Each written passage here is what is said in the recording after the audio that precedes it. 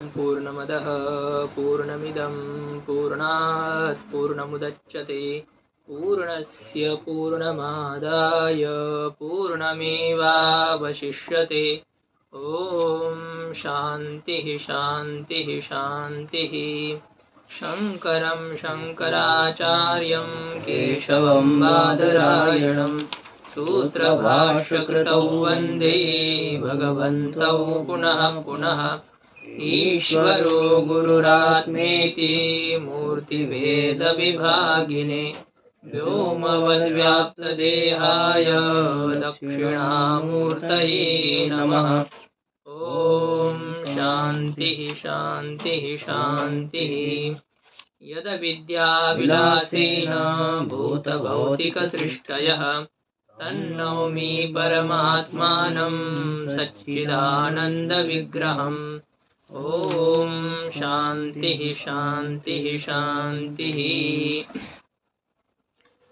कामादि जिस प्रकार से अंतःकरण के धर्म है, ज्ञान भी अंतःकरण का धर्म है, वृत्ति भी अंतःकरण का परिणाम है।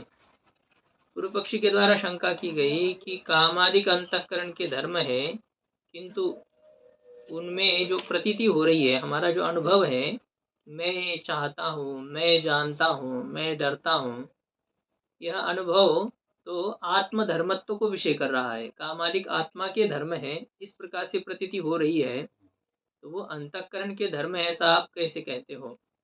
सिद्धांत ने उत्तर दिया कि है तो ये अंतःकरण के ही धर्म, किंतु कामादि रूपी धर्म वाले अंतःकरण के साथ आत्मा का तादात्म्य होने के कारण से, तादात्म्य क्या? तादात्म्य अध्यास, एकत्व भ्रम होने के कारण से अंतःकरण के धर्म की प्रतीति आत्मा में हो रही है।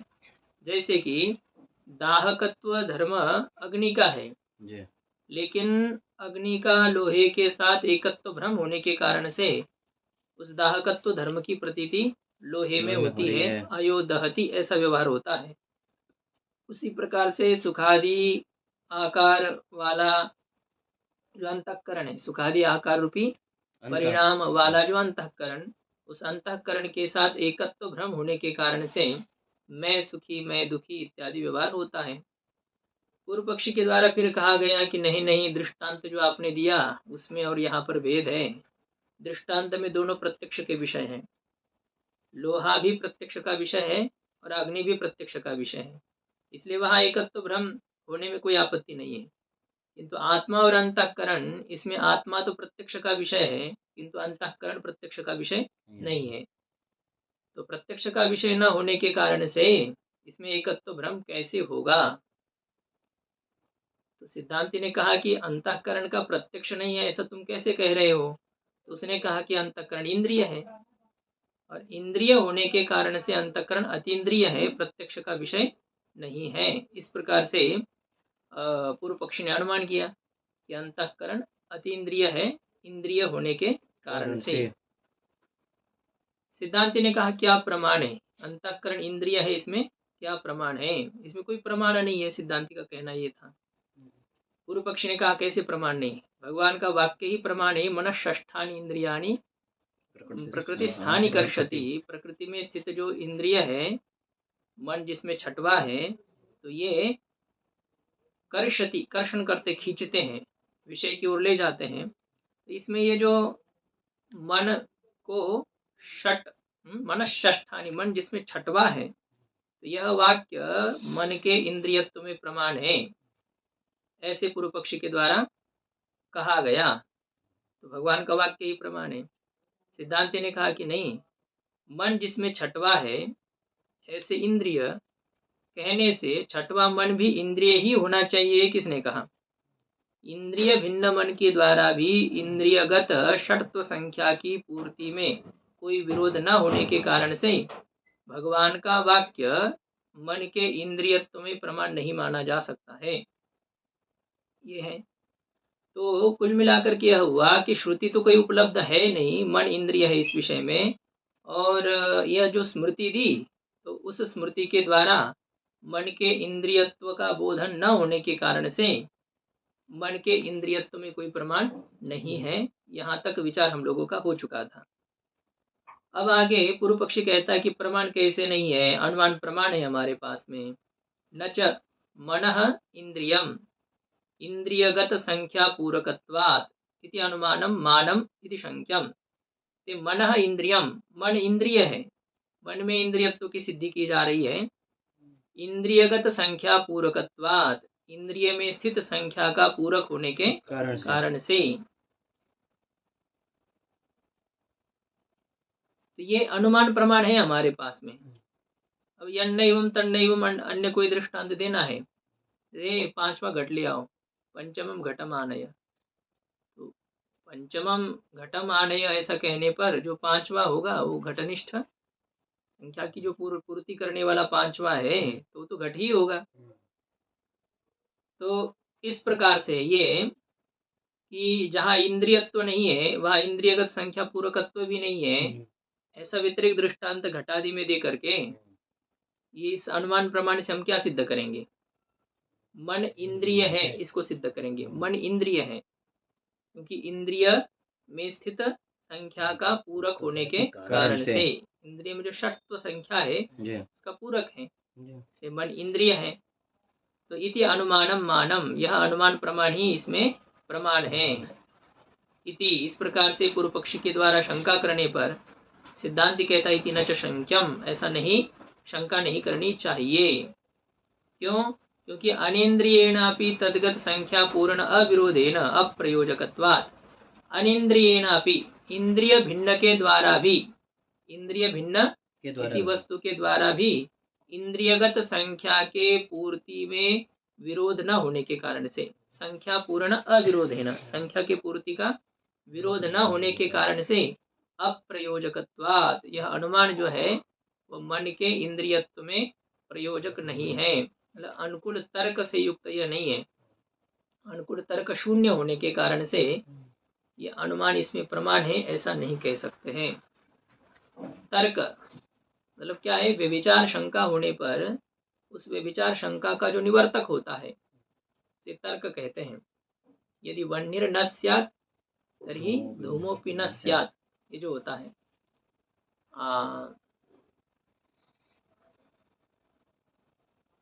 व्याप्यारोपेण व्यापकारोपः तर्कः, व्याप्य के आरोप से व्यापक का आरोप करना, साध्या भाव के आरोप से हेत्व भाव का आरोप, उसे तर्क कहते हैं। तो इसमें जैसे वहां पर देख लेते हम लोग, पर्वतो वह्निमान धूमात्, वहां यदि पूर्व पक्षी शंका करे कि पर्वत में धूम रहे वह्नि न रहे, ठीक है, धूम दिखाई दे रहा है, हम मान रहे हैं, लेकिन पर्वत में वह्नि नहीं है। वह्निर्मास्तु धूमास्तु, धूम रहे वह्नि ना रहे, इसका मतलब पूर्व पक्षी के द्वारा धूम में व्यभिचार की शंका की गई। वह्नि के बिना, साध्य के बिना यह हेतु रहे, हेतु व्यभिचारी हो। इस प्रकार की शंका करने पर सिद्धांती यहाँ पर तर्क देता है कि यदि वह्निर न स्यात् तर्हि धूमोऽपि न स्यात्, यदि तुम वह्नि को स्वीकार नहीं करोगे तो धूम को भी तुम नहीं मान सकते हो। धूमोऽपि न स्यात्, धूम भी नहीं होगा। क्यों? क्योंकि धूमस्य वह्नि कार्यत्वात्, क्योंकि धूम वह्नि का कार्य होने के कारण से, कारण के बिना कार्य नहीं रह सकता है। तो यदि तुम कारण को नहीं मानते हो तो तुम कार्य को भी नहीं स्वीकार कर सकते हो। यह तर्क, ये व्यभिचार शंका होने पर उसकी निवृत्ति इस तर्क के द्वारा होती है। पूर्व पक्ष को मानना पड़ता है कि वह्नि है, तो वह्नि नहीं हो तो फिर धूम भी नहीं रहेगा, धूम के भी अभाव का प्रसंग आ जाएगा। तो इस आपत्ति का वारण करने के लिए पूर्व पक्षी को भी स्वीकार करना पड़ता है कि वह्नि भी है। तो ये इसमें जैसे तर्क होता है, अनुकूल तर्क होता है, तो यहाँ प्रकृत स्थल पर कोई अनुकूल तर्क नहीं है, इस प्रकार से सिद्धांती कह रहा है। मतलब यदि हम व्यभिचार शंका करेंगे कि इंद्रियत्वम अस्तु, नहीं, इंद्रियगत संख्या पूरकत्वम अस्तु इंद्रियत्वम मास्तु, मन में इंद्रियगत संख्या की पूरकता भले ही हो किंतु मन में इंद्रियत्व न हो, ऐसे व्यभिचार शंका हमारे द्वारा की जाने पर आपके पास कोई अनुकूल तर्क नहीं है कि यदि इंद्रियत्वम न स्यात् तर्हि इंद्रियगत संख्या पूरकत्वम अपि न स्यात्, ऐसा कोई तर्क आपके पास में नहीं है। तर्क का मूल होता है कार्य कारण भाव का निश्चय। यदि कार्य कारण भाव का निश्चय हो तो फिर आप कह सकते हो कि कारण ना हो तो कार्य भी नहीं रह सकता है। यहाँ इंद्रियत्व और इंद्रियगत संख्या पूरकत्व में कार्य कारण भाव नहीं है, इसमें कोई कार्य कारण भाव नहीं है, इसलिए इंद्रियत्व नहीं रहे मन में तो इंद्रियगत संख्या पूरकत्व भी नहीं रहेगा, ऐसा तर्क नहीं है पूर्व पक्षी के पास में। तो इसलिए वे विचार शंका का निवर्तक कोई तर्क न होने से ये अनुमान प्रमाण नहीं माना जा सकता है, प्रमाण नहीं है मन के इंद्रियत्व में। किंच, और भी एक प्रकार से तो खंडन हो ही गया इस अनुमान का कि अनुकूल तर्क शून्य है यह अनुमान। किंच कहता है पूर्व पक्षी सिद्धांती, किंच और यह भी बात है, उक्तानुमाने यद इंद्रियगत संख्या पूरकम तद इंद्रियम इति विशेष व्याप्तेर मूलम। क्या पाठ क्या है? विशेष व्याप्तेर मूलम या विशेष व्याप्ति मूलम क्या है? व्याप्तेर मूलम। विशेष व्याप्तिर मूलम है ना, विशेष व्याप्तिर मूलम। ये विशेष व्याप्ति ही इसमें मूल है क्या?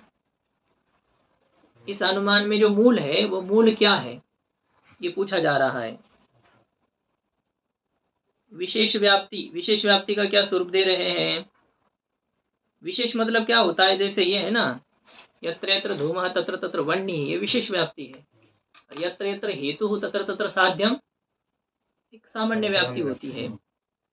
तो इसमें जो प्रकृत अनुमान है, इस प्रकृत अनुमान में क्या इस प्रकार की विशेष व्याप्ति है? यत्र यत्र इंद्रियगत संख्या पूरकत्वम तत्र तत्र इंद्रियत्वम, ऐसी विशेष व्याप्ति मूल है।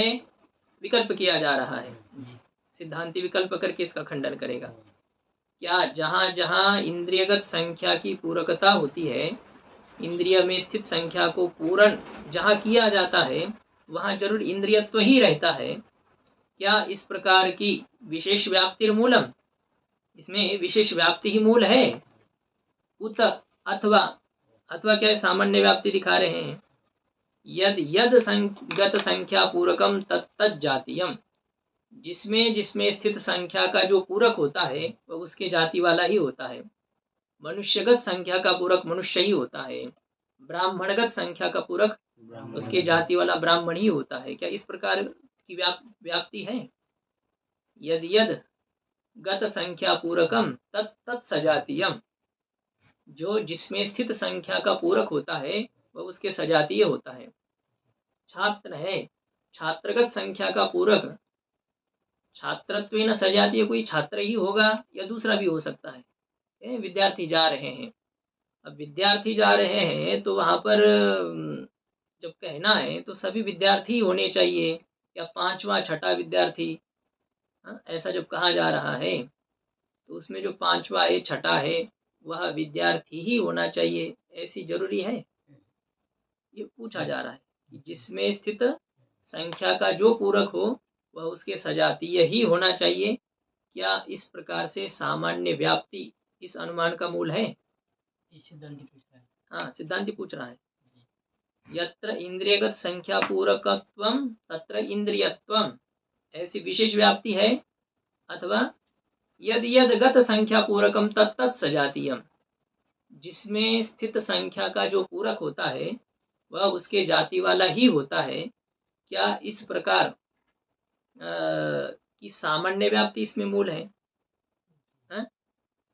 यथा, जैसे उदाहरण दे रहे हैं, ये दूसरे व्याप्ति का उदाहरण दिया। पशौ प्रतिप्रस्थात्री षष्ठा ऋत्विजः, पशु याग में प्रतिप्रस्थाता छठा है जिनमें, इस प्रकार के ऋत्विक, प्रतिप्रस्थाता ही छठा है जिनमें, ऐसे ऋत्विजों को कहेंगे प्रतिप्रस्थात्री षष्ठा ऋत्विजः, है ना। ये कहा है तो प्रतिप्रस्थाता यह भी क्या है, 16 ऋत्विक में से एक ऋत्विक है, जो प्रधान 4 ऋत्विक है और उसके पीछे जो रहते हैं उनमें से पीछे वाला है।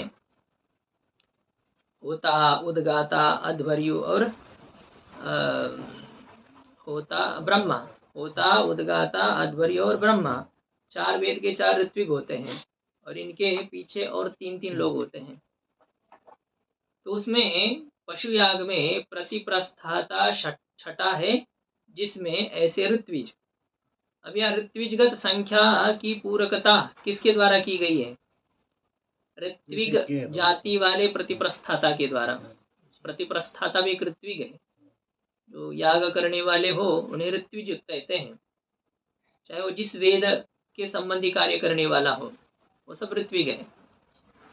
तो प्रतिप्रस्थाता छठा है जिन ऋत्विजों में, ऐसे ऋत्विज इत्यत्र ऋत्विगत संख्या पूरक ऋत्विग जातीय। यहाँ पर ऋत्विक में स्थित संख्या का पूरक कौन है? ऋत्विग जाति वाला ही है। इति सामान्य व्याप्ति, ये सामान्य व्याप्ति है कि जिसमें स्थित संख्या का जो पूरक हो वह उसके जाति वाला ही होना चाहिए। क्या इस प्रकार की ये सामान्य व्याप्ति आपके अनुमान का मूल है? व्याप्ति ही मूल होती है ना अनुमान में।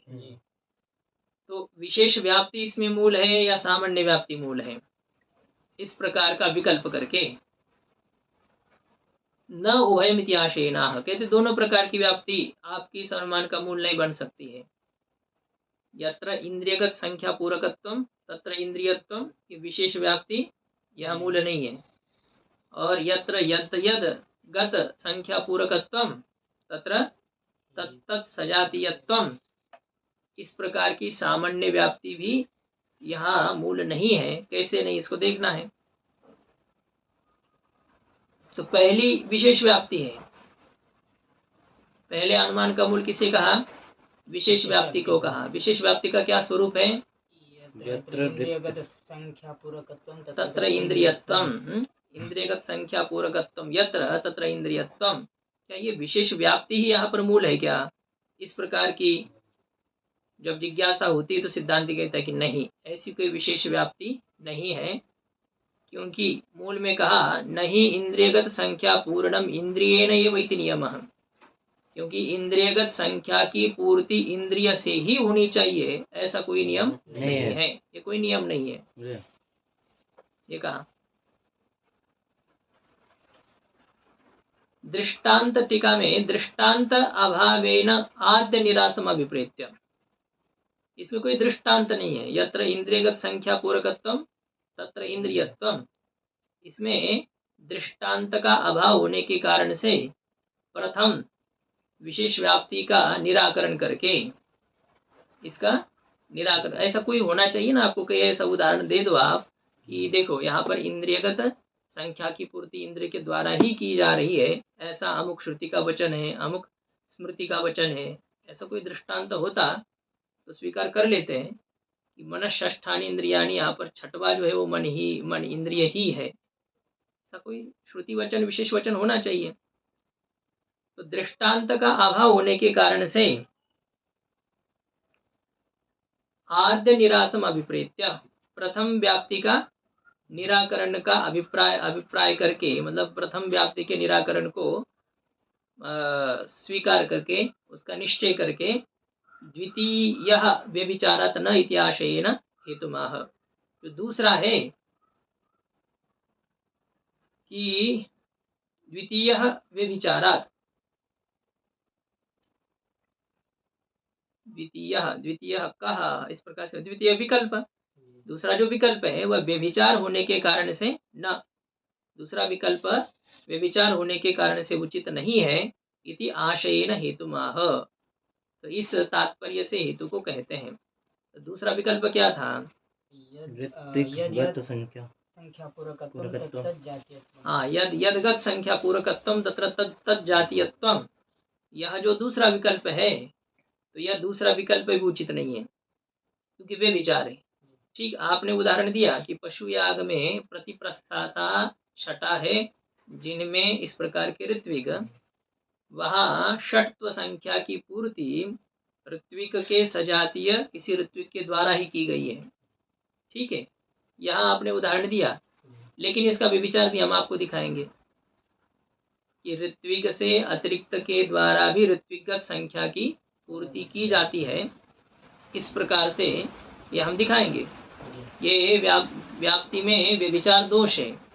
यत्र यदगत संख्या पूरकत्वम तत्र तत् सजातीयत्वम, यह कोई बात नहीं है। पृथ्वी आदि का दृष्टांत आपने दिया, लेकिन उसमें व्यभिचार है। कहीं पर ऋत्विगत संख्या पूरकत्व तो है, हम ऐसा स्थान दिखाएंगे जहाँ ऋत्विगत संख्या पूरकत्व है, लेकिन तत्सजातीयत्व नहीं है। जैसे कि कह रहे हैं इसमें, यजमान पंचमा इडाम भक्षयंती, ये वचन है।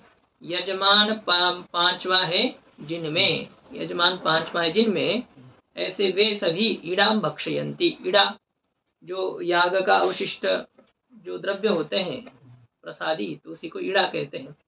अब याग की पूर्ति हो चुकी है, समाप्त हो चुका है, जो बचा हुआ है उसे प्रसाद कहते हैं। तो उस ईड़ा को सब लोग भक्षण करते हैं। यहाँ ऋत्विगत पंचत्व संख्या की पूर्ति किसके द्वारा की जा रही है? यजमान के द्वारा। यजमान ऋत्विक है क्या? नहीं है। तो ऋत्विगत पंचत्व संख्या, यहाँ ऋत्विक में स्थित पंचत्व संख्या की अनऋत्विजा अपि यजमानी न पूर्ण दर्शनात्, ऋत्विक भिन्न यजमान के द्वारा भी पूर्ति देखी जाने के कारण से, देखी जाने के कारण से क्या है? इसमें दूसरा जो विकल्प है उसमें व्यभिचार दोष है, दूसरी व्याप्ति बनती नहीं है। तो इसलिए आपके अनुमान का जड़ मूल न विशेष व्याप्ति बन रही है, न सामान्य व्याप्ति बन रही है ना, यह हो रहा है। टीका में देखिए, तथा च यजमाने ऋत्विगत संख्या पूरकत्व वर्तते तज्जातीयत्व नास्ति इति व्यभिचारः। यह व्यभिचार कैसे है?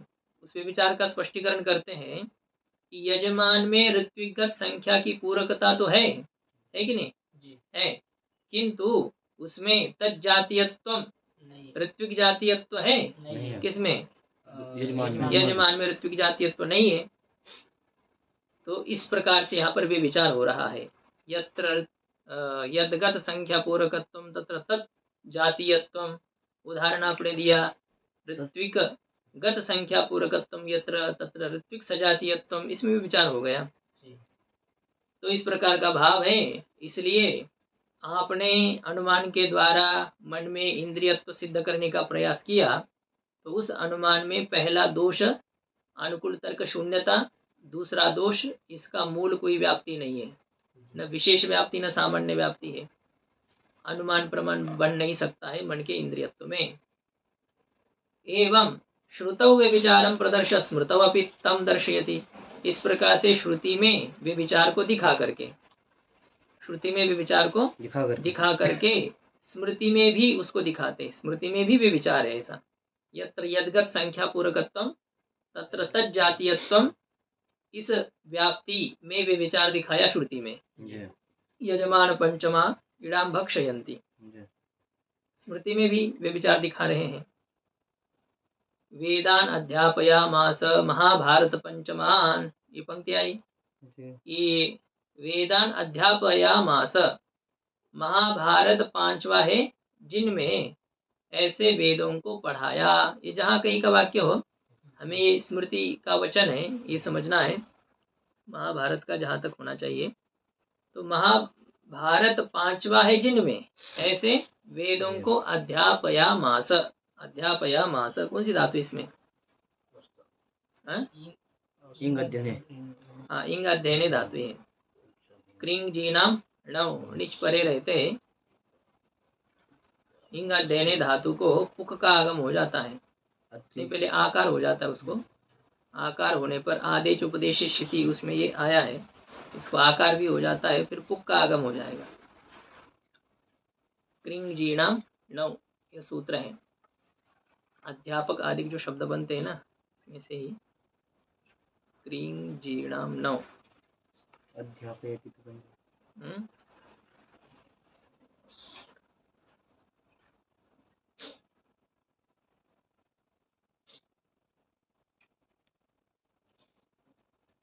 शेख 48, इसका मतलब ये है, केवल आकार आदेश करता है क्रिंग जी नाम नव।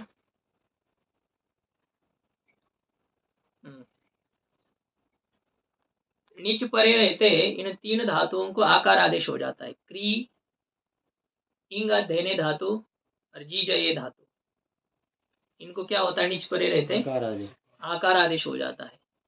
तो इंग अध्ययने धातु से यदि णिच किया है हेतुमती च सूत्र से, तो ई ऐसी स्थिति, आदि उपसर्ग तो पीछे है ही, ई ऐसी स्थिति होने पर निच परे रहते इंग अध्ययने धातु को आकार आदेश करेंगे, क्रिंग जीर्णाम णौ इस सूत्र से। आकार करने पर आ ई इति स्थिति, ऐसी स्थिति हो गई। फिर अर्ति रीब ली रीक नुई क्ष्मायाताम पुंगनौ सूत्र से आकारांत धातु को पुक का आगम करेंगे, तो धातु बन जाएगी आपी। अध्यापी धातु हो गई आदि उपसर्ग पूर्वक। अध्यापी धातु का ये लिट लकार का प्रथम पुरुष का एक वचन है, इसमें आम हो जाएगा ना, क्रिंग क्या कास्यने काचो आम वक्तव्यो लिटी, इससे आम होने पर अध्यापी आम, और फिर आम परे रहते इसको वो तो आगे आ जाएगा भले ही, पहले क्या है अध्यापी आम, ऐसी स्थिति होने पर निच का लोप प्राप्त हो गया, णेरनिटी सूत्र से लोप प्राप्त हो गया, किंतु यहाँ लोप नहीं होकर के अय आदेश हो जाता है। किस सूत्र से, अयामंताल विष्णुषु, आय अंत आलू आय इत्नु इष्णु, ये प्रत्यय परे रहते हैं। आम आम अंत आलू आय इत्नु इष्णु, ये प्रत्यय परे रहते हैं, नीच को अय आदेश हो जाता है। ठीक इस प्रकार से ये अध्यापयाम लिट का लुक हो जाएगा, फिर अस का अनुप्रयोग क्रीचा अनुप्रयुज्यते लिटी, अध्यापयाम आस का मतलब पढ़ाया। महाभारत 5वां है जिसमें ऐसे वेदों को पढ़ाया। देखो वेदगत पंचत्व संख्या की पूर्ति यह किसके द्वारा की जा रही है, महाभारत द्वारा। महाभारत एक वेद है क्या, नहीं है।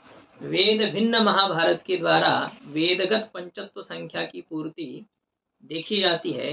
कहाँ, मूल में ही, इत्यत्र वेदगत पंचत्व संख्याया, यहाँ पर वेदगत जो पंचत्व संख्या है उस पंचत्व संख्या की अवेदेन अपि महाभारतेन, वेद भिन्न जो महाभारत है उस महाभारत से भी पूर्ण दर्शनात्, पूर्ति देखी जाने के कारण से क्या है, ये यत्र यदगत संख्या पूरकत्वम तत्र तज्जातीयत्वम, इस व्याप्ति में भी विचार हो गया।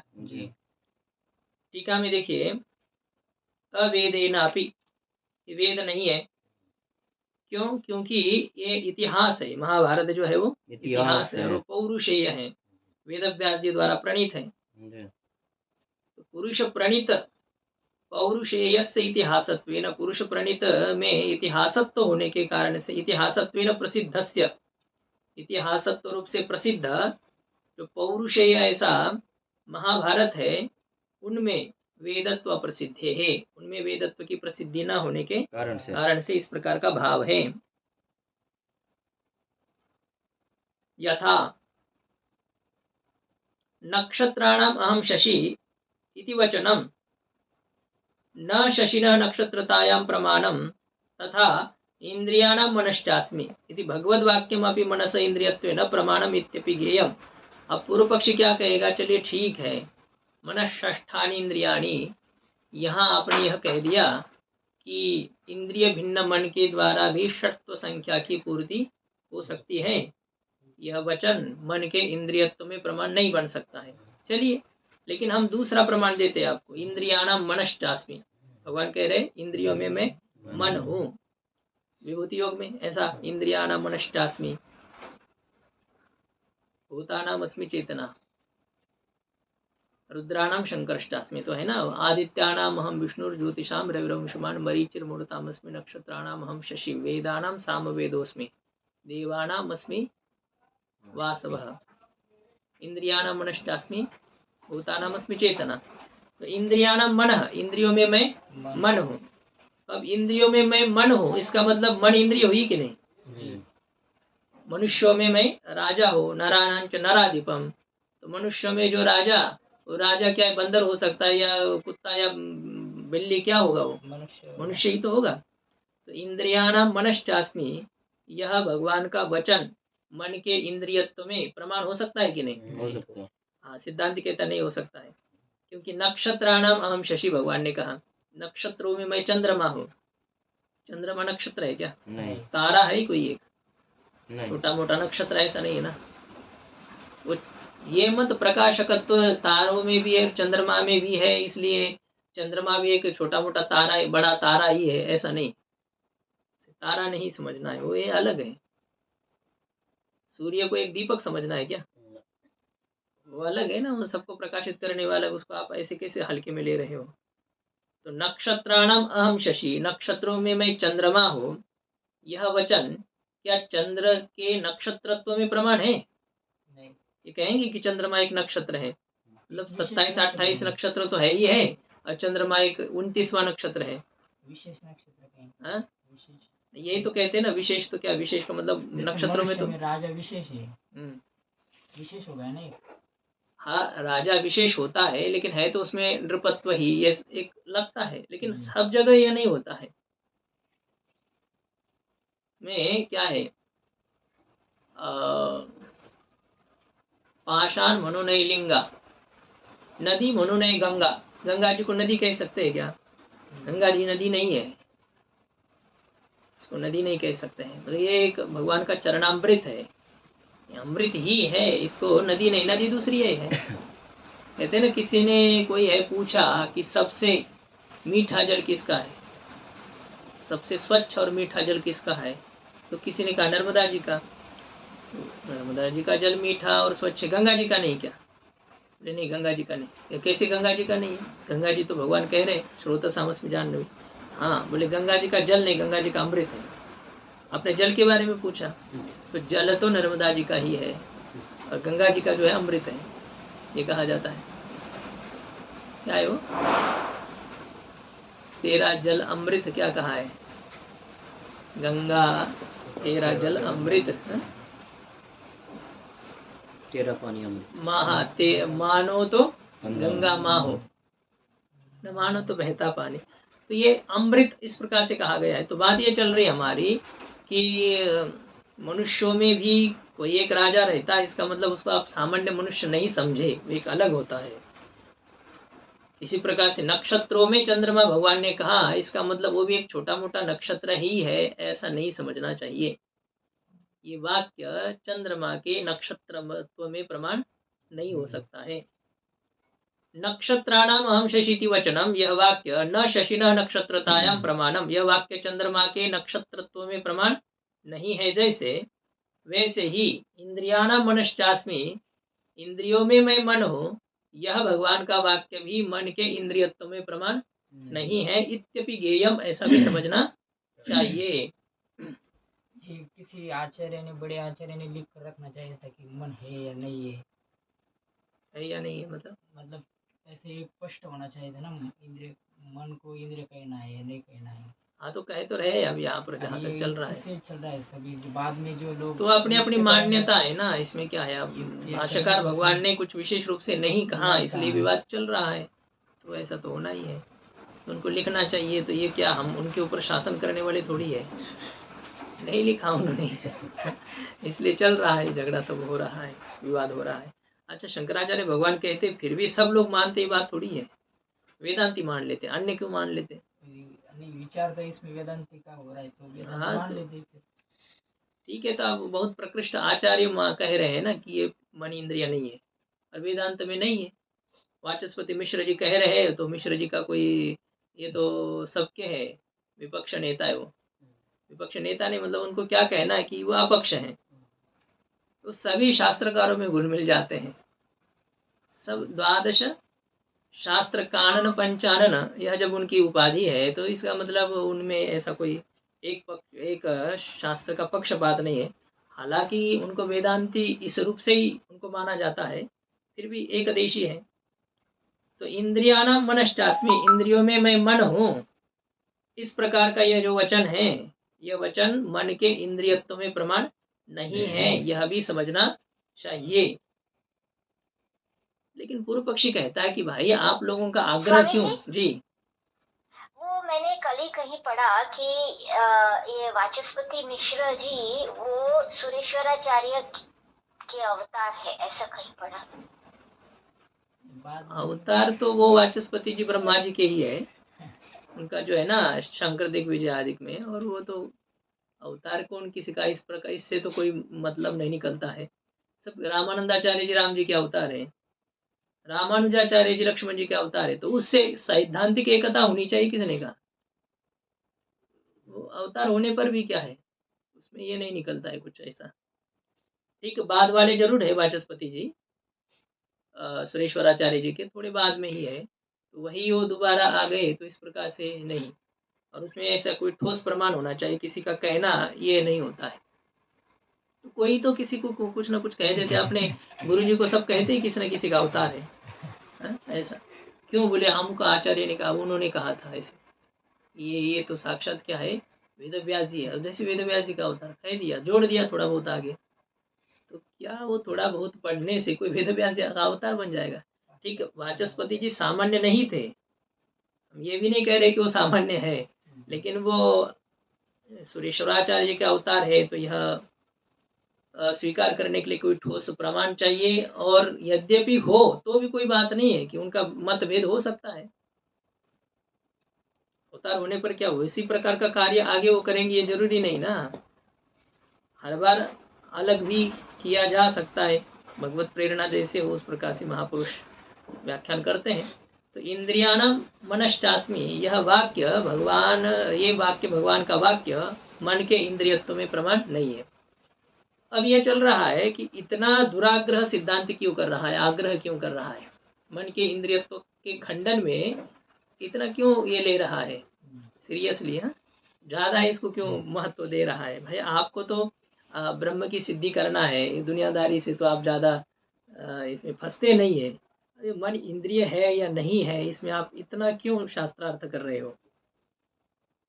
ये पूर्व पक्षी कह रहा है कि चलो मान लो, आपने मन को इंद्रिय माना, तो आपको क्या घाटा हो रहा है? क्यों नहीं मान रहे हो आप इंद्रिय मन को? ये वचन दिखा रहे हैं ना कि ये वचन ये मन के इंद्रियत्व में प्रमाण नहीं है, ये मन के इंद्रियत्व में प्रमाण नहीं, इसलिए मन इंद्रिय नहीं। चलो इंद्रिय यदि मन हो जाए तो आपको क्या आपत्ति हो रही है? उनसे आपके पेट में दर्द हो रहा है? पूर्व पक्षी पूछ रहा है क्या बाधक है? मनस इंद्रियत्व बाधका भावात, मन के इंद्रियत्व में कोई बाधक न होने के कारण से, स्वीकार करने पर कोई आपत्ति न होने के कारण से, किमर्थम एवं उच्यते, क्यों इस प्रकार से आपके द्वारा कहा जाता है कि मन इंद्रिय नहीं है? इति, इस प्रकार की जो शंका है, तो इस शंका का व्यवच्छेदाय, ऐसी शंका का निराकरण करने के लिए हेत्वंतरम आह, दूसरा हेतु कहते हैं। ऐसे शंका का निराकरण करने के लिए दूसरा हेतु बताते हैं।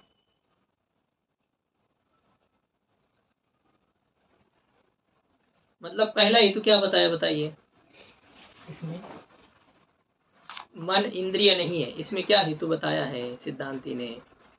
कि यही जो प्रमाण आप दे रहे हो उससे मन के इंद्रियत्व की सिद्धि नहीं होती है, इसलिए मन इंद्रिय नहीं है। यही विचार हो गया ना अभी तक, कि मन इंद्रिय नहीं, क्यों? क्योंकि कोई प्रमाण नहीं। हाँ, यही है प्रमाण नहीं, यही ये है, मन के इंद्रियत्व में कोई प्रमाण नहीं, इसलिए मन इंद्रिय नहीं। ठीक, ये हो गया ना। और उसमें जो प्रमाण दिखाए वो सब प्रमाणाभास है, उससे मन के इंद्रियत्व की सिद्धि नहीं हो सकती। प्रमाणाभास मतलब ये नहीं कि भगवान का वाक्य वचन प्रमाण नहीं है, मन के इंद्रियत्व में वो प्रमाण का कार्य नहीं करेगा, उससे मन में इंद्रियत्व की सिद्धि नहीं हो सकती है। तो प्रमाणाभावात मनः इंद्रियम न, कोई प्रमाण न होने के कारण से मन इंद्रिय नहीं है। ये एक आपने हेतु दिया, मनः नेन्द्रियम प्रमाणाभावात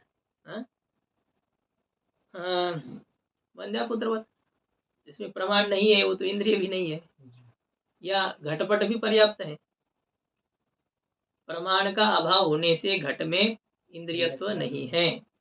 यत्र यत्र प्रमाणाभावत्वम तत्र तत्र इंद्रियत्वाभावत्वम, इस प्रकार से आपने प्रमाण के अभाव होने के कारण से मन में इंद्रियत्व के अभाव की सिद्धि की, ठीक है नहीं?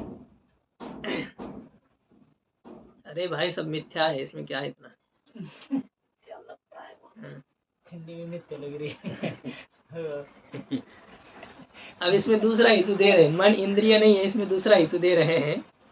इंद्रियेभ्यः परा ह्यर्था अर्थेभ्यश्च परम मनः, ये जो काठोपनिषद है, कठोपनिषद है, इस कठोपनिषद का प्रमाण दे रहे हैं। वैसे गीता जी में भी है, इंद्रियाणि पराण्याहुः इंद्रियेभ्यः परम मनः मनसस्तु परा बुद्धिर यो बुद्धे परतस्तु सः इंद्रियाणि पराणि आहुः। इंद्रियों को क्या है, शरीर आदि से पर कहा गया है, सूक्ष्म कहा गया है, और उससे भी मन है सूक्ष्म, इंद्रियों से भी मन को सूक्ष्म अंदर कहा गया है, और मन से भी सूक्ष्म है बुद्धि, बुद्धि से ही सूक्ष्म है काम, ऐसा जो कहा गया है। तो इसमें ये गीता जी का वाक्य भी है, और वैसे कठोपनिषद की ये श्रुति है, इंद्रियेभ्य परा ह्यर्थो अर्थेभ्यश्च परम मनः। इंद्रियों से विषय पर है, यहाँ पर विषयों को पर ऐसा कहा है, इंद्रियों से विषय प्रकृष्ट है, और उससे भी अर्थों से भी मन। अब प्रकृष्टता की क्या बात है, वो एक अलग रूप से, यहाँ सूक्ष्मता की बात नहीं होगी। विषय इंद्रियों को खींच लेते हैं ना, तो इंद्रियों के आकर्षक विषय होने के कारण से इंद्रियों से भी उनको पर ऐसा कह दिया। क्या उसको बृहदारण्यक में भी ऐसा आया है, कुछ शब्दावली का प्रयोग किया इंद्रिय और विषय के लिए, क्योंकि बांधने वाले इंद्रियों को कहा, उससे भी अधिक बांधने वाले विषय को कहा, ऐसा कुछ दिया है उसमें। तो इंद्रियेभ्य परा ह्यर्थाः, इंद्रियों से विषय जो है वो पर है जी। और विषयों से भी मन पर है। विषय से कैसे पर? हाँ, मन अब जो है वहाँ की वो विचार अलग है, वहाँ कठोपनिषद वो देखना पड़ेगा कि किस दृष्टि से मन को पर ऐसा कह दिया है। तो ये जो बात हो रही है कि अर्थ से मन अलग है, देखो इंद्रिय से अर्थ अलग है, अर्थ से मन अलग है, यह बात जो चल रही है, इसका मतलब मन इंद्रिय तो नहीं है ना। यदि मन इंद्रिय होता तो इंद्रियाणि परा ह्यर्थाः कहने से क्या है, इंद्रियों से यदि अर्थ पर है, विषय पर है, तो मन से भी पर है। जी। अब फिर अर्थों से पर मन है ये कहने की ये आवश्यकता रही? बात समझ में आ रही कि नहीं आ रही है? जी। इंद्रियों से प्रकृष्ट है अर्थ विषय, इंद्रिय से यदि प्रकृष्ट अर्थ है तो मन से भी प्रकृष्ट हुए कि नहीं हुए? तो फिर आगे मन को क्यों कह रहे हैं दूसरे? विषय से मन पर है, ये भी कहना है ना आगे। क्यों कहना है, जब इंद्रिय ही मन है? इंद्रिय से पर तो ये हो गया अर्थ, ठीक है ना, तो मन अर्थ मन से ही पर ये कहना है आगे। मतलब अर्थ से परे भी एक मन है। क्यों कहना है, मन भी तो एक इंद्रिय है ना, इंद्रिय, तो इंद्रिय कहने से ही मन भी आ गया ना। तो मन भी जब इंद्रिय कहने से आ ही गया तो मन को अलग कहने की क्या आवश्यकता है? ए विद्यार्थी इस लाइन में बैठो, और आप उस तरफ जाकर के बैठ गए। ए क्या कहा था, विद्यार्थियों को उस तरफ बैठने के लिए कहा था ना, तुम क्यों इधर बैठे? तो नहीं, ये यदि इस प्रकार से कहा जा रहा है, महात्मा क्या है, महात्मा की परिभाषा छोड़ दो, ये विद्यार्थी इस तरफ बैठना है, और उसमें से विद्यार्थी यदि एक इस तरफ बैठ जाता है तो उसको डांट पड़ती है, क्योंकि भाई तुम भी तो विद्यार्थी हो, तुम उनसे अलग तो नहीं हो ना। नहीं, हमने बड़ा तिलक लगाया है, बढ़िया नई नई धोती पहनी है, तो इससे क्या होगा, विद्यार्थी तो विद्यार्थी बने रहोगे ना। इंद्रियत्वेन सभी इंद्रियों का ग्रहण यदि हो चुका है तो मन भी आ गया, तो सभी इंद्रियों से विषय पर है, सभी इंद्रियों से परे, इसका मतलब मन से भी परे है कि नहीं जी। तो मन को आगे और क्यों कह रहे हैं कि अर्थों से भी परे मन है? बात समझ में आ रही है कि नहीं आ रही है? बात समझ में आ रही है मुझे, लेकिन ये कहना है कि इंद्रिय से पर विषय और विषय से भी पर मन है। मन तो इंद्रिय है, लेकिन विषय से परे सब इंद्रिय तो विषय से परे, इंद्रिय से पर विषय सब, और विषय से भी पर एक मन है। क्यों मन है, जब इंद्रिय ही एक मन है जी। मन यदि इंद्रिय ही है तो कुछ अन्य इंद्रिय विषयों के पीछे है जी। और ये मन आगे ये कैसे?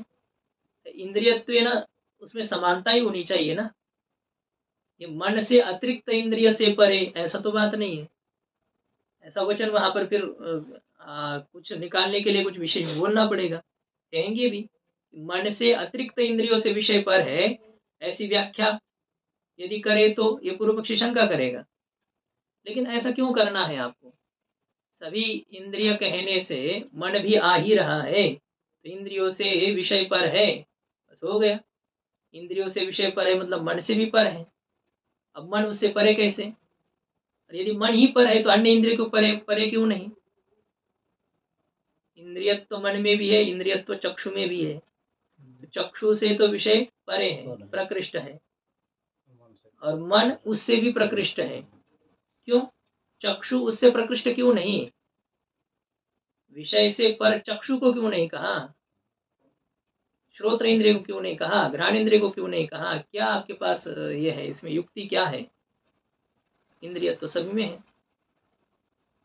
इसलिए यह सिद्ध होता है कि इंद्रिय से अलग है मन, मन एक इंद्रिय नहीं है, ऐसा सिद्धांत युक्ति दे रहा है। इत्यादि श्रुत्या मनस अनिंद्रियत्व अवगमाच, इत्यादि श्रुति के द्वारा मन में इंद्रिय भिन्नत्व का ज्ञान होने के कारण से। टीका में देखिए, इंद्रिय परार्थेभ्य परत्व प्रतिपादनेन मनस अनिंद्रियत्व बोधकतया इत्यर्थः। इंद्रिय से प्रकृष्ट कौन है? विषय है। इंद्रियेभ्य पराः इंद्रिय पराः, इंद्रिय पराः च ते अर्थाः इंद्रिय परार्थाः तेभ्यः।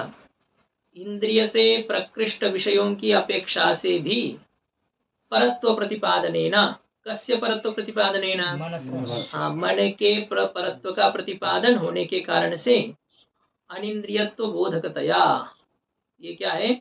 इस श्रुति में इंद्रिय भिन्नता की बोधकता होने से, मन के इंद्रिय भिन्नत्व की बोधकता होने के कारण से मन इंद्रिय नहीं है। इसमें श्रुति ही यहाँ पर सिद्धांति प्रमाण रूप से कह रहा है। समझ में आया ना? इंद्रिय से विषय पर है और इंद्रिय से पर विषयों से मन पर है। इसका मतलब इंद्रिय बहुत पीछे है, मन आगे है। इंद्रिय और मन एक नहीं है, भेद है इसमें। ये श्रुति के द्वारा मन के अनिंद्रियत्व का बोधन होने के कारण से मन इंद्रिय नहीं है। पूर्व पक्षी कहता है कि क्यों? यह समझिए कि इंद्रियों से विषयों को जो पर कहा है वो मन से अतिरिक्त इंद्रियों से विषयों को पर कहा है ना? अंतरिंद्रिय है मन, और बाकी के बाह्य इंद्रिय है। तो अंतरिंद्रिय से भिन्न जो बहिरिंद्रिय है उनसे विषय भले ही पर है, किंतु अंतरिंद्रिय मन उन विषयों से भी परे है। इस प्रकार से कहा, कहने में क्या आपत्ति है? ननु, ये पूर्व पक्षी शंका कर रहा है। ननु मनो व्यतिरिक्त इंद्रियेभ्यः पराह्यर्थाः इति व्याख्यान संभवेन न तस्य तत्ववादकम इति शंका निरासाय। कोई है, जैसे हम कहे कि क्षत्रियों की अपेक्षा से ब्राह्मण बहुत विद्वान होते हैं, ये कह दिया। इसका मतलब क्या है? क्षत्रिय और ब्राह्मणों में भेद हो गया। लेकिन उस ब्राह्मण की अपेक्षा से भी यह क्षत्रिय बालक बहुत विद्वान है, कह दिया ऐसा। अब देखो, ये जो पहला जो क्षत्रिय कहने से सभी क्षत्रियों के अंतर्गत वो बालक भी आया था कि नहीं? जैसे जैसे भगवान श्री कृष्ण ही है। श्री कृष्ण भगवान ने क्षत्रिय के अवतार लिया, राम जी ने लिया। जब वो गुरुकुल में गए तो अन्य सभी क्षत्रिय बालकों की अपेक्षा से ब्राह्मण बालक तेज थे, लेकिन जो ब्राह्मण बालक है उनकी अपेक्षा से भी श्री कृष्ण है, बलदेव जी है, राम जी है, लक्ष्मण जी है, ये क्या है? उनसे भी तेज है। तो अब क्षत्रिय से तेज ब्राह्मण हो गए, और ब्राह्मण की अपेक्षा से भी तेज किसको कह दिया? राम जी आदि को कह दिया। तो वो जो कहा है राम कृष्ण इनसे अतिरिक्त क्षत्रिय की अपेक्षा से क्या है? ब्राह्मण तेज है, बुद्धिमान है, यह अर्थ यहाँ पर आ रहा है। इससे आप यह नहीं कह सकते ना कि राम जी क्षत्रिय नहीं है। क्षत्रिय तो भी आ सकता है ना। ये मतलब पूर्व पक्षी के हिसाब से हम सोचने का विचार करेंगे। मैं पहले तो सोच रहा था, पहले यही सोच रहा था कि जैसे विद्यार्थी है, सब विद्यार्थी में ये विद्यार्थी श्रेष्ठ है, उनमें से भी ये इसमें कोई विद्यार्थी ऐसे हो सकता है, ऐसा होता है। जैसे हमारे तरफ क्या है, कक्षाएं होती है, अ ब क ऐसी कक्षाएं होती है। जो मतलब बहुत छात्र जहाँ है ना, अब या उत्तराखंड में क्या है, सब कक्षा में 10 छात्र रहते हैं। यहाँ एक एक कक्षा में जहाँ 100 500 छात्र हो, अब एक शिक्षक तो उनको पढ़ा नहीं सकता है, तो उनकी एक अलग ये किया जाता है कि ये अ कक्षा में इतने रहेंगे, ब कक्षा में इतने रहेंगे, और क कक्षा में है ही वो 5वीं कक्षा, लेकिन अ ब क कहीं ड ऐसे ऐसे प्रकार करते हैं। अब उसमें क्या है, अ के जो छात्र होते हैं वो ब के छात्र की अपेक्षा से सब निपुण होते हैं, यह बात नहीं। ये बिल्कुल ठीक है कि ब की छात्र की अपेक्षा से अ के छात्र बुद्धिमान होते हैं, लेकिन कोई ब कक्षा का भी, ब वर्ग का भी छात्र ऐसा होता है कि जो कि अ के छात्र, जो उन्नत छात्र है, मतलब विशेष छात्र है, उससे भी बुद्धिमान होता है। कभी अंकों में अ इस वर्ग के छात्र को 95% अंक मिले हैं, तो ब कक्षा के वर्ग के छात्र को 98 मिल सकते हैं। लेकिन सामान्य रूप से क्या कहा कि ब से अ के छात्र निपुण होते हैं, ये सामान्य बात हो गई। अब उसमें विशेष कोई रह सकता है, तो ये है। अब इससे उसका ब वर्गत्व तो खंडित नहीं हुआ, ब वर्गत्व तो उसमें बना रहेगा। एक उसके तरफ से सोचेंगे तो यह बात उठती है। तो पूर्व पक्षी यह कहना चाह रहा है कि भाई आपने इस प्रमाण से यह कैसे सिद्ध किया कि इंद्रिय से मन परे है, इंद्रिय से अतिरिक्त मन है, ये आप कैसे कह रहे हो? मन भी एक इंद्रिय है, लेकिन इंद्रिय विशेष है। बाकी के सब इंद्रिय, लेकिन ये इंद्रिय विशेष है। तो मनो व्यतिरिक्त इंद्रियेभ्यः परा ह्यर्थः इति व्याख्यान संभवेन न तस्य तत्वबाधकम्। मन से अतिरिक्त इंद्रिय की अपेक्षा से विषय प्रकृष्ट है, इस प्रकार की व्याख्या संभव होने के कारण से न तस्य तत्वबाधकम कहते हैं, तस्य मतलब उस मन में, मन के इंद्रियत्व का बाधक यह प्रमाण नहीं है। ये श्रुति प्रमाण मन के इंद्रियत्व का बाधक नहीं है। तस्य तत्व, तस्य न मनसः, तत्वेन इंद्रियत्व, तो ये श्रुति प्रमाण मन के इंद्रियत्व का बाधक नहीं है। इति शंका निरासाय, इस प्रकार की शंका का निराश करने के लिए सिद्धांत फिर दूसरा स्थान दिखाता है। एतस्मात् जायते प्राणः मनः सर्वेन्द्रियाणि च, इससे प्राण उत्पन्न होता है, मन उत्पन्न होता है और सभी इंद्रिय उत्पन्न होती है। तो सर्वेन्द्रियाणि कहने से मन आया कि नहीं? फिर भी मन को अलग कह दिया। यदि मन इंद्रिय ही होता तो सर्वेन्द्रियाणि कहने से मन आया कि नहीं? फिर भी मन अलग कह रही है श्रुति। इससे यह सिद्ध होता है कि मन इंद्रिय नहीं है, ये सिद्धांत कह रहा है। सोच अपनी अपनी है, देखो आप इसको भी काट सकते हो। सर्वेन्द्रियाणि कह दिया, लेकिन वशिष्ठ ब्राह्मण न्याय, सर्वे ब्राह्मणा आगताः वशिष्ठोपि आगतः, सभी ब्राह्मण आ गए कहने से ही वशिष्ठ जी भी आ गए, यह सिद्ध हुआ कि नहीं जी? फिर भी कहते नहीं वशिष्ठ जी भी आ गए विशेष। तो यह कहने से क्या वशिष्ठ जी के ब्राह्मणत्व का खंडन होता है? ब्राह्मणत्व तो है ही है। नहीं, सर्वे कहा था, ठीक कह रहे ना, सर्वे ब्राह्मण आगता, सब ब्राह्मण आ गए। वशिष्ठोपि आगता, वशिष्ठोपि आगतः, ऐसे कह दिया। वैसे सर्वेन्द्रियाणि और मन को अलग भी कह दिया है, लेकिन ये मन विशेष है, विशेष होने से उनका नाम लेना पड़ता है। सब छात्र आ गए, फिर उस में से किसी एक नाम ले लो, विशेष छात्र है वो आ गए, ऐसा होता है। सिद्धांत तो जो जिस हिसाब से सोच रहा है उसी हिसाब से चलिए। सभी इंद्रिया कहने से मन का ग्रहण हो गया, फिर भी मन को अतिरिक्त जब श्रुति कह रही है, इसका मतलब है कि मन इंद्रिय नहीं है। अब ये विचार है, इससे कोई मुक्ति अटक नहीं रही है। मन इंद्रिय सिद्ध होने पर क्या आपको विजय माला मिलेगी, कोई पारितोषिक मिलेगा, या इंद्रियत्व का खंडन करने पर क्या मिलेगा, ये बात नहीं, ये विचार की बात है। जैसे दोनों स्वामी जी, हाँ, ये जो वैसे वेदांत में ये मन बुद्धि चित्त अहंकार को अंतःकरण कहते हैं, लेकिन वो भी तो करण ही तो हुआ।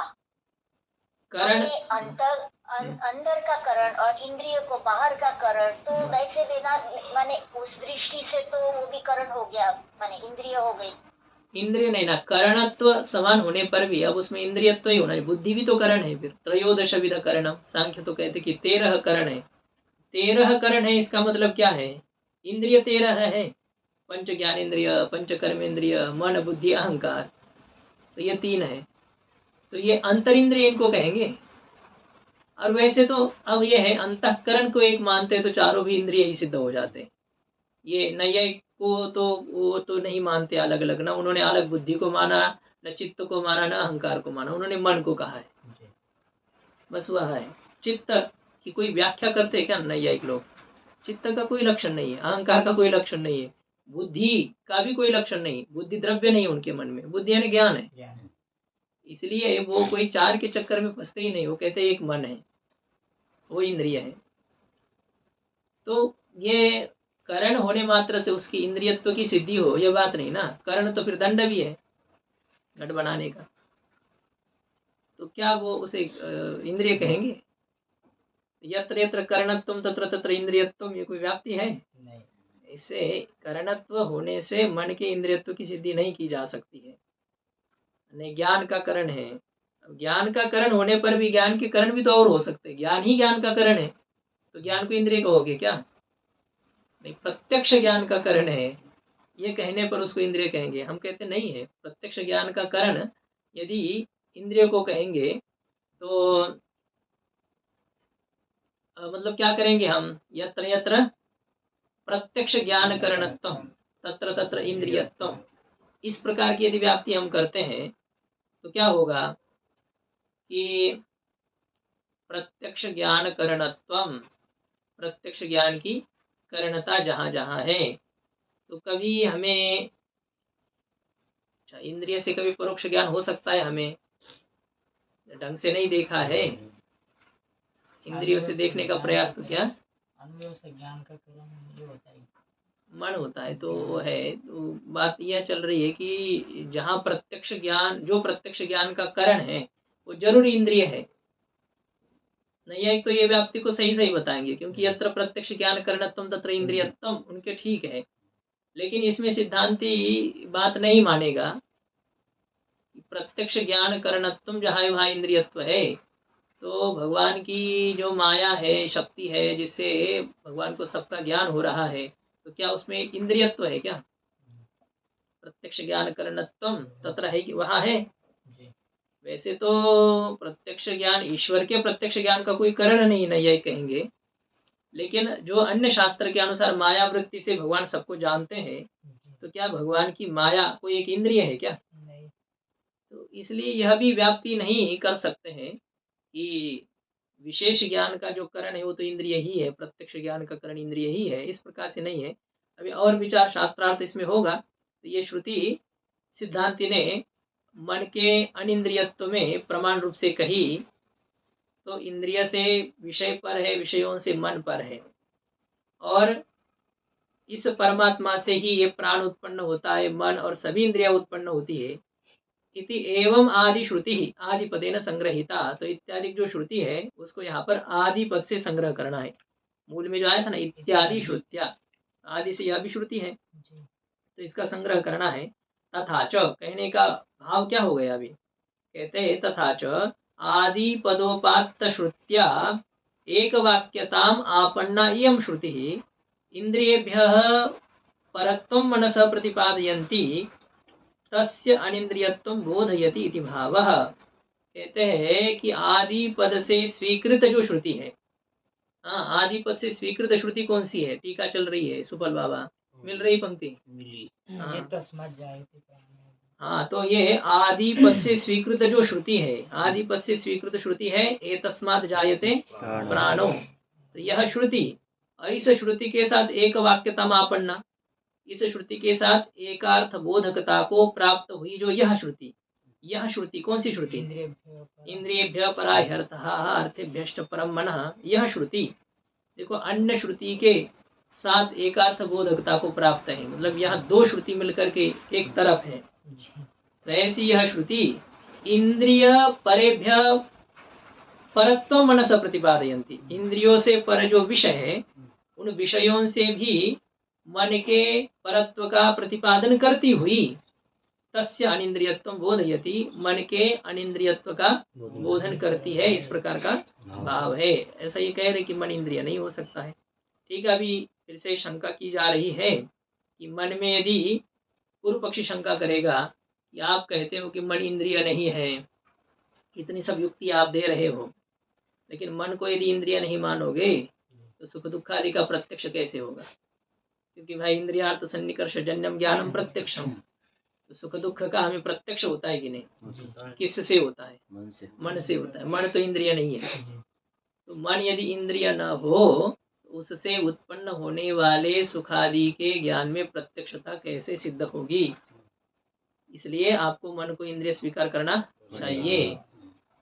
तो यह पूर्व पक्षी के द्वारा शंका करने पर सिद्धांति कहेगा कि आपको किसने कहा कि इंद्रिय जन्य त्वम ही प्रत्यक्षता का प्रयोजक है? इंद्रिय से उत्पन्न ज्ञान को ही प्रत्यक्ष कहते हैं, यह आपको किसने बताया? इंद्रिय जन्य ज्ञान को यदि आप प्रत्यक्ष मानोगे तो फिर आपको अनुमित्यादि ज्ञानों को भी प्रत्यक्ष कहना पड़ेगा। और ईश्वर का जो ज्ञान है वो किस इंद्रिय से जन्य है, तो उसको प्रत्यक्ष नहीं कह पाओगे। तो मतलब अतिव्याप्ति दोष भी है और अव्याप्ति दोष भी है। यदि इंद्रिय जन्यत्व प्रत्यक्षत्व ऐसा ही करेंगे तब फिर अनुमित्यादिक परोक्ष ज्ञानों में भी प्रत्यक्षत्व का लक्षण चला जाएगा, अतिव्याप्ति होगी और अव्याप्ति भी होगी। ईश्वर के प्रत्यक्ष ज्ञान में इंद्रिय जन्यता है क्या? किंतु प्रत्यक्षता है कि नहीं है? हाँ, तो प्रत्यक्षता है, लक्ष्य है किंतु लक्षण नहीं जा रहा है। इसलिए आपके इस लक्षण में इंद्रियार्थ सन्निकर्ष जन्यम ज्ञानम प्रत्यक्षम, इस लक्षण में अतिव्याप्ति दोष भी है और अव्याप्ति दोष भी है। इसलिए सुख दुख आदि के प्रत्यक्ष के संगति के लिए मन को इंद्रिय स्वीकार करना यह समुचित नहीं है। तो ठीक है, फिर आप ही बताओ कि प्रत्यक्षता का प्रयोजक क्या है, आप किसे प्रत्यक्ष कहते हो?